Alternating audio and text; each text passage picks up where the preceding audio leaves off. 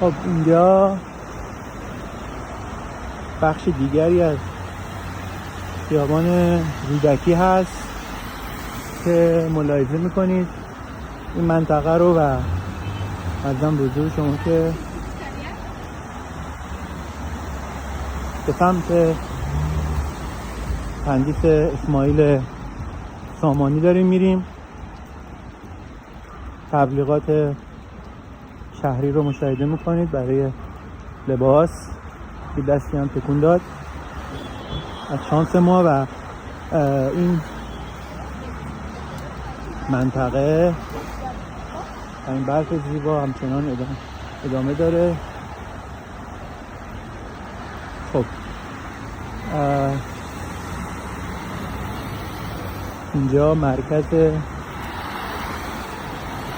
موبایل هست فکر میکنم داخل این مغازه.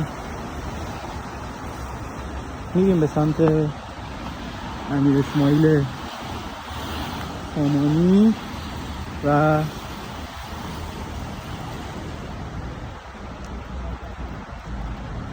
سعی میکنم که در قسمت بعد از اسماعیل سامانی هم برای شما فیلم بزنم.